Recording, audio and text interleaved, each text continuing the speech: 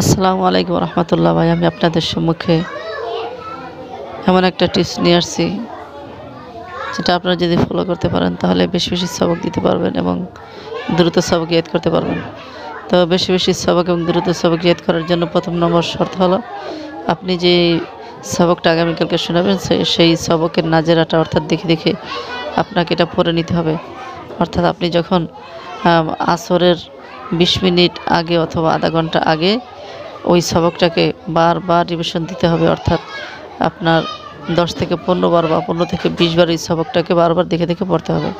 পড়ার পর এটা রেখে দিবেন। মাগরিবের পরে যখন আপনি ক্লাসে বসবেন, ক্লাসে বসার পর রব্বি ইশরাহ লি, রব্বি জিদনি ইলমা ইত্যাদি দুরূদ শরীফ এগুলো পড়ে আপনি সেই সবকটা শুরু করবেন। সবকটা শুরু করার পরে কীভাবে মুখস্থ করবেন?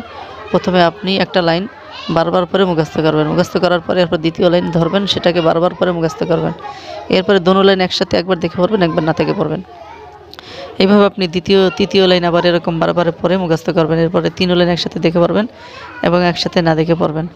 এরকমভাবে চতুর্থ লাইন বারবার পরে মুখস্থ করবেন এবং 4 লাইন একবার দেখে পড়বেন, একবার না দেখে পড়বেন। এইভাবে করে করে আপনি 2 line, 3 line, 4 line, 5 line, 6 line, 7 line, 9 line, 10 line অর্থাৎ আপনার পুরো 1 পৃষ্ঠা বা 1 পৃষ্ঠা পড়া আপনি এভাবে মুখস্থ করবেন।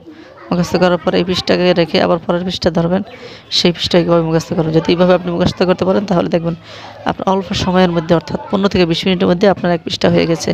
তো এইভাবে আপনি এই মাগরিবের পরে যদি আপনি শুরু করেন, আপনার 1.5 ঘন্টার মধ্যে আপনি 1.5-2 ঘন্টার মধ্যে আপনি 3 পৃষ্ঠা সবক ভালো মতো মুখস্থ করতে পারবেন এবং এই সবকটা আপনি হুজুরকে সুন্দর মতো শোনাইতে পারবেন। তো এই টিপসটা যারা ফলো করবে ইনশাআল্লাহ তারা উপকৃত হতে পারবে। তো এই অনুযায়ী আপনারা সবক ইয়াদ করবেন। ইনশাআল্লাহ আপনারা বেশি বেশি সবক শোনাইতে পারবেন এবং সুন্দর মতো ইয়াদ করতে পারবেন। আসসালামু আলাইকুম রহমতুল্লাহ।